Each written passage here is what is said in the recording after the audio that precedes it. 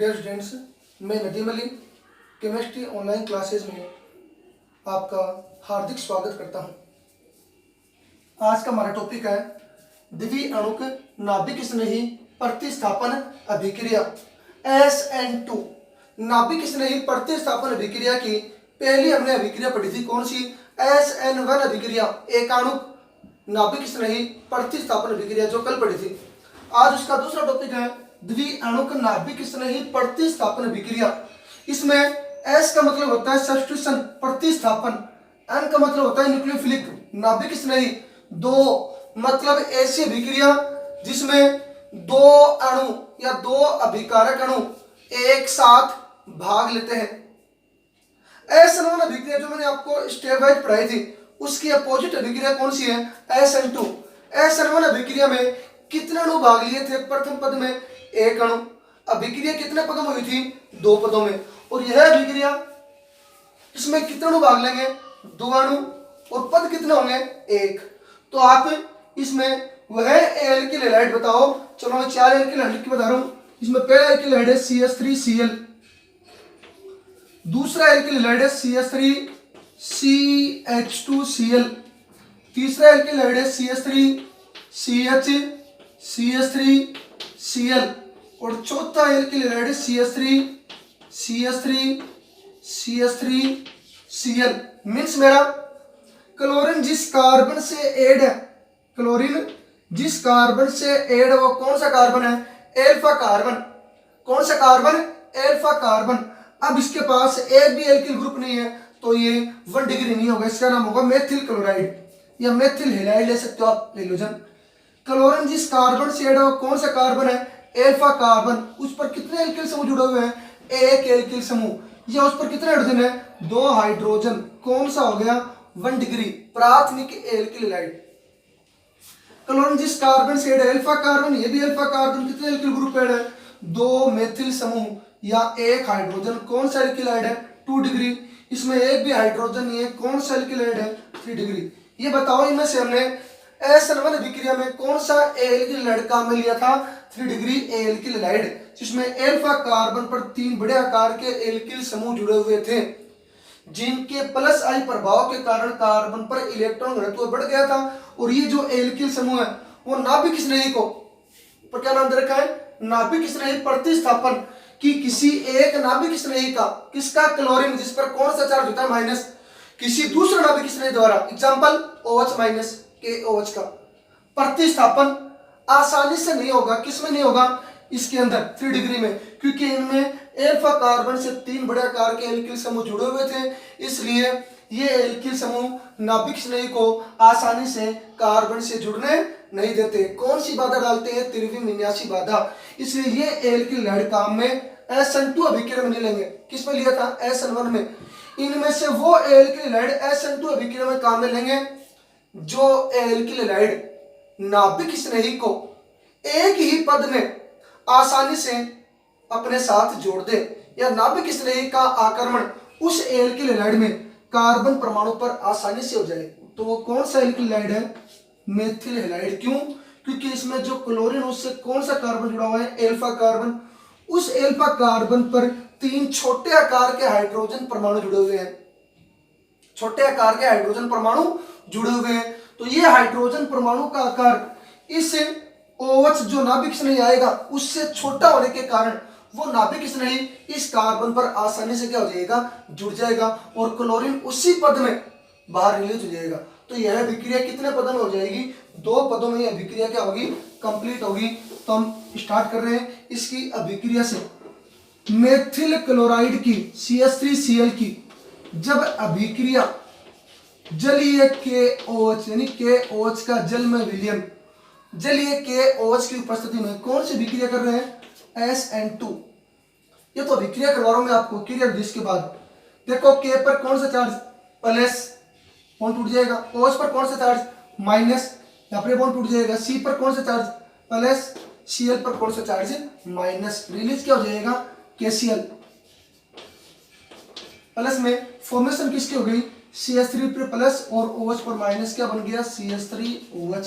Methanol किसका formula है? Methanol का। अब देखना इसकी क्रियाविधि में जो इंपॉर्टेंट है, फिर आज मैं आपको केवल इनके स्टेप बताऊंगा, ये टॉपिक हो जाएगा अपने क्रियाविधि में।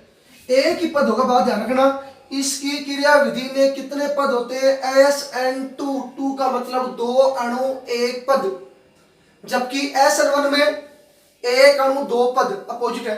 तो 2 अणु एक साथ भाग लेंगे। पहला अणु कौन सा हो जाएगा, नाभिक स्नेही, कौन सा, OH माइनस, किसका नाभिक स्नेही है, KOH का, OH माइनस, जिस पर कौन सा चार्ज होता है, प्लस चार्ज। ये अटैक करेगा किस पर, मेथिल क्लोराइड पर। ओके, मेथिल क्लोराइड पर क्या करेगा, अटैक करेगा। अब देखो ये OH माइनस पीछे से क्यों जुड़ता है, आगे से क्यों नहीं जुड़ता है, इस हिसाब से प्लस में OH माइनस, रीजन उसका, क्योंकि आगे कोई हेलोजन एटम क्या है, एड है, ये इजिली यहां से रिलीज नहीं होगा, इसलिए OH माइनस। हेलोजन जिस कार्बन परमाणु से एड है, कौन सा कार्बन है, एल्फा कार्बन।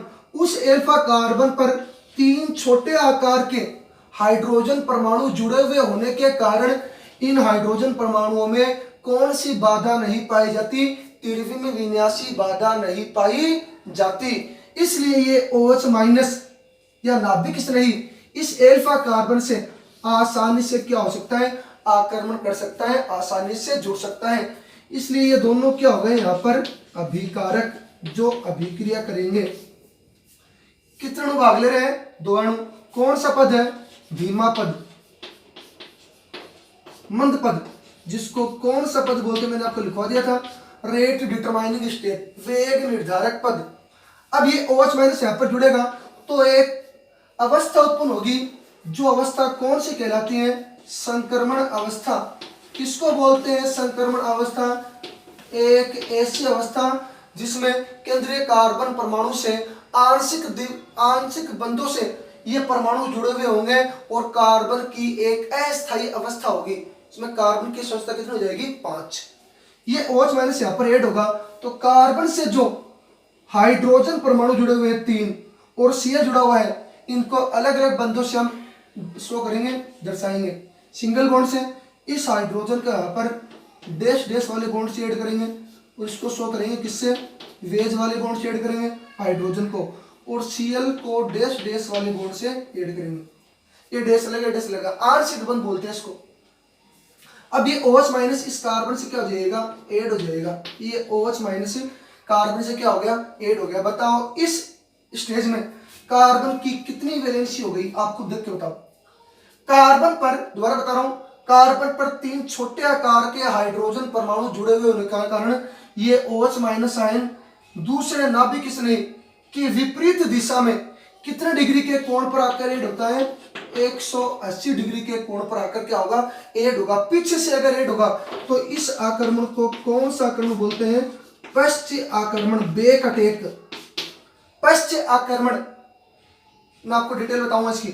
OH माइनस जब ऐड होगा तो देखो डैश डैश से, अब इस डैश को क्या बोलते हैं, कार्बन पर जो एटम प्रेजेंट है उनको अलग अलग बंधों से दर्शाएंगे, अलग अलग बंध है। अब इन दोनों को डैश से क्यों दर्शाया, आंशिक बंध से, क्योंकि ये OH माइनस इससे जुड़ेगा और Cl माइनस इस क्लोरीन से हटेगा तो ये बंध तो टूटेगा, ये बंध तो टूट जाएगा। क्लोरीन पर कौन सा चार्ज, माइनस, कार्बन पर कौन सा चार्ज, प्लस, और ये बॉन्ड यहां से क्या होगा, जुड़ेगा, इस पर कौन सा चार्ज, माइनस चार्ज। ओके, ये जुड़ जाएगा इससे। कौन सी अवस्था होती है, संक्रमण अवस्था। ये अवस्था क्या होती है, अस्थायी। आपसे पूछे असंतु अभिक्रिया में जो मध्यवर्ती जो अवस्था होती है वो मध्यवर्ती नहीं होती, वो कौन सी अवस्था होती है, सॉरी, संक्रमण अवस्था होगी जो अस्थायी की होती है, क्योंकि इस अवस्था में कार्बन से 5 समूह जुड़े हुए हैं, 1 2 3 4 5, जबकि कार्बन की अधिकतम संख्या कितनी होती है, 4, और इससे कितने जुड़े हुए हैं, 5। तो ये अस्थायी अवस्था है। अब यहां से क्लोरीन तीव्र गति से क्या हो जाएगा, बाहर रिलीज हो जाएगा Cl माइनस के रूप में, और ये बंध तो टूट जाएगा, आंशिक बंध। ये बंध तो हो जाएगा दुर्बल, क्योंकि OH जब आयन या नाभिक स्नेह जब इस कार्बन से जुड़ेगा तो ये बंध तो हो जाएगा प्रबल, यानी पुराने बंध टूटेंगे, CCl वाला जो बंध है पुराना वो तो टूट जाएगा, COH वाला जो बंध है, ये COH वाला ये बंध क्या हो जाएगा, मजबूत हो जाएगा, ये जुड़ जाएगा H, और जब ये बंध मजबूत हो जाएगा, ये बंध, दोबारा बता रहा हूं, संक्रमण अवस्था में ये कार्बन और क्लोरीन वाला जो बंध, दुर्बल बंध, जो पुराना बंध था वो टूट जाएगा, क्लोरीन बाहर निकल गया। और COH वाला जो बंध था, आंशिक बंध, वो मजबूत हो जाएगा, क्योंकि एक नाभिक इसमें निकलेगा, दूसरा जुड़ जाएगा। दूसरा जब जुड़ेगा तो ये जो हाइड्रोजन परमाणु है, ये जो था हाइड्रोजन परमाणु, ये बंध कमजोर बंध था, हल्का बंध था, ये उस क्लोरीन की जगह जाकर एडजस्ट हो जाएगा। ओके, अब सुनो, ये जो हाइड्रोजन गिर गया, तो आपने एक एग्जांपल सुना होगा कि तेज आंधी या बरसात है, तेज आंधी है, अंदर डर है, तो जो छाता होता है उसकी तो ताड़ियां क्या होती है, मुड़ जाती हैं। वही बात हो गई, जब OH आयन कार्बन से स्ट्रॉन्ग बॉन्ड से जुड़ जाएगा तो हाइड्रोजन परमाणु की दिशा ही चेंज हो जाएगी। अब देखना इसके अंदर, इसमें देखना, आप एक एक पॉइंट समझाऊंगा मैं आपको, दोबारा सुनना। ये हो गई आपकी तीव्र पद अस्थायी अवस्था। अब देखना इस अभिक्रिया में, SN2 अभिक्रिया में, सुनना ढंग से बात, इस अभिक्रिया में इसकी क्रिया विधि में कितने अणु भाग ले रहे हैं, ये बताओ पहले। इस अभिक्रिया की क्रिया विधि में कितने अणु भाग ले रहे हैं? 2 अणु। कितने अणु भाग ले रहे हैं? 2 अणु पार्टिसिपेट होते हैं। ठीक है, डिटेल आपको नोट्स में दे रखी है, वहां से आप उतार लेना, स्टेप वाइज उतारना वहां से, जिससे दे रखा है नोट्स में, तो मैं आपको समझाने के लिए बता रहा हूं। दूसरी बात, यह अभिक्रिया कितने पद में होती है? कितने पद में होती है अभिक्रिया? एक पद में। कितने पदों में होगी? एक पद में पूर्ण। तीसरी बात, इस अभिक्रिया में अभिकारक और ये बन गया अपने पास उत्पाद, अभिकारक और उत्पाद के बीच में एक अवस्था बनती है। वो कौन सी अवस्था है? संक्रमण अवस्था।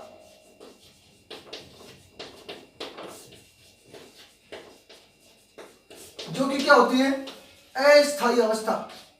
क्या होती है? अस्थायी। दोबारा बता रहा हूं, इस अवस्था में कार्बन से एक न्यूक्लियोफाइल दूसरे न्यूक्लियोफाइल के, यानी एक नाभिक स्नेही, आने वाला नाभिक स्नेही, आक्रमण करने वाला नाभिक स्नेही, निकलने वाले नाभिक स्नेही की विपरीत दिशा में कितने डिग्री कोण पर आकर ऐड होता है? 180 डिग्री के कोण पर आकर क्या होगा? ऐड होगा। यानी आने वाला नाभिक स्नेही कौन सा? OH minus ion. निकलने वाले नाभिक स्नेही मतलब क्लोरीन की विपरीत दिशा कितने डिग्री के कोण पर? 180 डिग्री के कोण पर आकर क्या करता है? जुड़ता है। इस आक्रमण को कौन सा आक्रमण बोलते हैं? पश्च आक्रमण कहा जाता है। ओके, किसको बोलते हैं पश्च आक्रमण? SN2 अभिक्रिया की ने जब 2 अभिकारक अणु वेग धरपद में जब एक संक्रमण अवस्था बनती है, जो अस्थायी अवस्था होती है, उस अवस्था में कार्बन की वैलेंसी कितनी हो जाती है? 5। यानी आक्रमण करने वाला नाभिक स्नेही किस पर? अल्फा कार्बन पर। निकलने वाले नाभिक स्नेही मतलब क्लोरीन की विपरीत दिशा में 180 डिग्री कोण पर आकर क्या होता है? जुड़ सकता है। इस आक्रमण को कौन सा आक्रमण बोलते हैं? पश्च आक्रमण। ओके, अब बताओ, इस अभिक्रिया में कितने अणु भाग ले रहे थे? 2 अणु। इसलिए अभिक्रिया का वेग जो कौन सा पद होता है? धीमा पद। आप लिख सकते हो, वरना आप इसको नहीं लिखो तो भी आपकी रिएक्शन क्या है? एकदम सही है, क्योंकि इसमें क्लोरीन बंध टूटेगा तो धीमा पद होगा। सीसीएल बंध को तोड़ने के लिए ज्यादा टाइम लगेगा तो बंध धीमा होगा। इसमें जल्दी से बाहर निकल जाएगा, क्योंकि OH जुड़ेगा और सीएल निकलेगा। धीमा पद कौन सा पद बोलते हैं इसको? वेग निर्धारक पद। मतलब किसी अभिक्रिया का वेग R समानुपाती होगा इस अभिक्रिया में भाग लेने वाले अभिकारकों की सांद्रता पर। कितने अभिकारक भाग लेने इसमें? 2। एक तो नाभिक स्नेही है OH माइनस, एक अभिकारक अणु कौन सा? CH3Cl। इन दोनों अभिकारकों की सांद्रता पर यह अभिक्रिया का वेग क्या करेगा? निर्भर करेगा। कितने भाग ले रहे? 2 अणु। तो ये कौन सी कोटि की अभिक्रिया हो जाएगी? द्वितीय कोटि की अभिक्रिया होती है। ओके, अपना हो गया 3 पॉइंट। चौथा पॉइंट, सॉरी 4 पॉइंट हो गए, अपना 5वां पॉइंट है इसमें। जैसे ही COH बंध वाला बॉन्ड प्रबल हो जाएगा तो क्लोराइड यानी यहां से क्या हो जाएगा? रिलीज हो जाएगा। कौन सा पद होगा? तीव्र पद। यहाँ पर आप लिख सकते हो, या आप नहीं लिखो तो भी आपका क्या है? सही है। आपको बस इतना ध्यान रखना है कि इस अभिक्रिया में कितने अभिकारक अणु भाग लेते हैं? 2 अभिकारक अणु। यह अभिक्रिया कितने पदों में संपन्न होती है? 1 पद में। क्यों? क्योंकि अब मैं क्योंकि कारण से नीचे दे रहा हूं, क्वेश्चन आ सकता है मेथिल क्लोराइड CH3Cl SN2 अभिक्रिया के प्रति SN2 अभिक्रिया के प्रति 3 degree butyl chloride 3 degree butyl chloride की तुलना में अधिक क्या होता है, क्रियाशील होता है।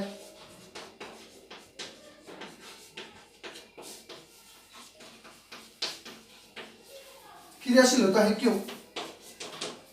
ये क्वेश्चन है कि मेथिल क्लोराइड SN2 अभिक्रिया के प्रति 3 डिग्री ब्यूटिल क्लोराइड ब्यूटिल तटस्थ ब्यूटिल क्लोराइड की तुलना में अधिक क्रियाशील होता है क्यों?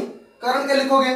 क्योंकि मेथिल क्लोराइड में CCl बंध से जुड़े हुए CCl बंध वाले अल्फा कार्बन से 3 छोटे आकार के हाइड्रोजन परमाणु जुड़े हुए होने के कारण उनमें त्रिविमीय विन्यासी बाधा नहीं पाई जाती। अब ये हाइड्रोजन परमाणु इनका आकार छोटा है तो नाभिक किस नहीं इस अभिक्रिया में आगे से अटैक न करेंगे, क्योंकि आगे तक क्लोरिनेट है, पीछे से अटैक कर सकता है आसानी से क्योंकि इनका आकार क्या होगा, छोटा होगा। तो यह मेथिल क्लोराइड में त्रिविमीय विन्यासी बाधा नहीं पाई जाती और नाभिक किस नहीं इसी पद में आसानी से इस कार्बन से क्या हो सकता है, जुड़ सकता है। इसलिए SN2 अभिक्रिया के प्रति methyl chloride 3 degree butyl chloride की तुलना में क्या होगा, ज्यादा क्रियाशील। जबकि 3 डिग्री ब्यूटिल क्लोराइड में केंद्रीय कार्बन परमाणु से कितने मेथिल समूह जुड़े होते हैं? 3 बड़े आकार के मेथिल समूह, जिनका आकार बड़ा होता है तो SN2 में तो हम 2 अणु भाग लेंगे, जबकि ये 3 बड़े आकार के समूह जुड़े हुए होंगे कार्बन से तो ये OH माइनस आयन को इस कार्बन से जुड़ने नहीं देंगे। इसलिए 3 डिग्री ब्यूटिल क्लोराइड SN2 अभिक्रिया नहीं देता, यही कारण है। ओके, अब ये पॉइंट हो गए आपके, इसका रीजन भी आप नोट्स में दे रखा, वहां से आप राइट कर लेना। अगला पॉइंट इसमें, इसके बाद पॉइंट एल्किल हैलाइडों की क्रियाशीलता का क्रम SN2 अभिक्रिया के प्रति। हैलाइडों की क्रियाशीलता का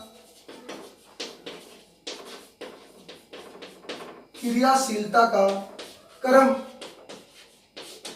कौन सी अभिक्रिया के लिए?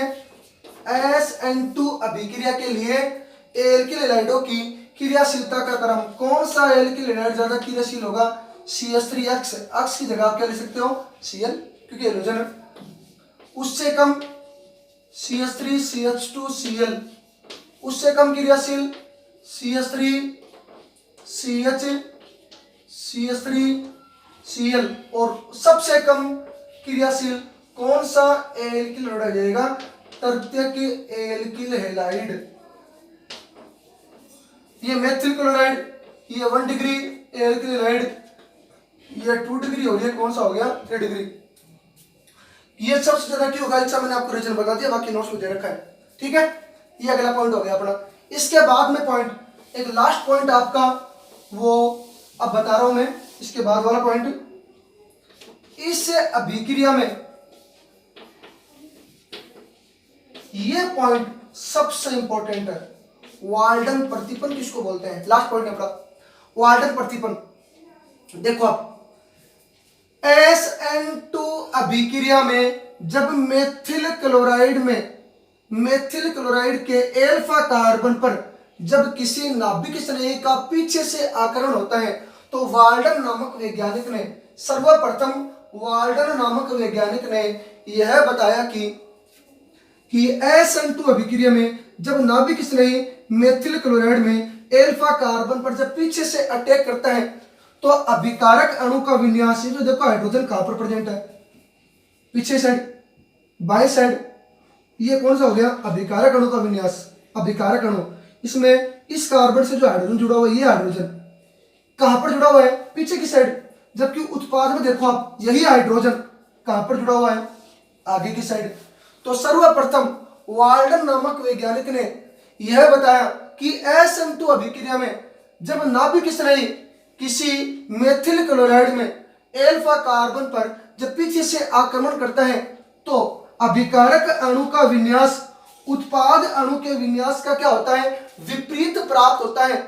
इसी प्रतिपन्न को, या उल्टा हो गया ना, देखो हाइड्रोजन बाई साइड था, कहां पर चला गया, दाई साइड। इसी प्रतिपन्न को कौन सा प्रतिपन्न बोलते हैं, वाल्डन प्रतिपन्न। फर्स्ट पॉइंट कौन सा था, कितने पदों अभिक्रिया होगी, एक पद में। कितने अणु भाग लेते हैं, दोनों भाग लेते हैं। इस अभिक्रिया में मध्यवर्ती का निर्माण नहीं होता, उस मध्यवर्ती जाके बनती है संकरण अवस्था, जो क्या होती है, अस्थायी। क्यों, क्योंकि इस अवस्था में कार्बन की संख्या कितनी हो जाती है, 5 हो जाती है। अगला पॉइंट, तीसरा पॉइंट, संक्रमण अवस्था में आने वाला नाभिक स्नेही निकलने वाले नाभिक स्नेही की विपरीत दिशा में 180 डिग्री के कोण पर क्या कर सकता है, आकर जुड़ सकता है। इसलिए इस आक्रमण को कौन सा आक्रमण बोलते हैं, पश्चाक्रमण। और लास्ट में उत्पाद का बन जाएगा मेथिल एल्कोहल। ओके, ये बढ़ गया अपना। और क्रियाशीलता का आपको दे रखा है, इसका मैंने आपको रीजन लिखा दिया कि मेथिल क्लोराइड तृतीय ब्यूटिल क्लोराइड की तुलना में SN2 अभिक्रिया के प्रति ज्यादा क्या होगा, क्रियाशील क्यों होता है, मैंने आपको रीजन बता दिया। वाल्डर प्रतिबंध क्या होगा, वाल्डर नामक वैज्ञानिक ने बताया था कि SN2 अभिक्रिया में किसी मेथिल क्लोराइड पर जब नाभिक स्नेही का पीछे से आक्रमण होता है तो अभिकारक अणु का विन्यास, जिसमें हाइड्रोजन पीछे की साइड है, उत्पाद अणु के विन्यास का क्या होता है, विपरीत प्राप्त होता है। इस प्रतिपन्न को, या प्रतिपन्न का मतलब उल्टा, इस प्रतिपन्न या प्रतिलोमन भी बोल सकते हैं इसको। इस प्रतिपन्न को कौन सा प्रतिपन्न बोलते हैं, वाल्डन प्रतिपन्न। ये अपना आज का टॉपिक द्वि अणु को नाभिक स्नेही प्रतिस्थापन अभिक्रिया क्या हो गई, कंप्लीट हो गई। हमारी हेलो एल्केन के रासायनिक गुण का जो टॉपिक चल रहा था वो सभी रिएक्शन कंप्लीट हो गई। आगे का टॉपिक हम नेक्स्ट डे कल स्टडी करेंगे। आज वाले टॉपिक में अगर आपको कुछ प्रॉब्लम है तो आप कमेंट बॉक्स में अपनी प्रॉब्लम को राइट कर लेना। अगर हमारी आज वाली वीडियो को अगर आपको समझ में आ गई है तो ज़्यादा से ज़्यादा लाइक एंड सब्सक्राइब करना। धन्यवाद।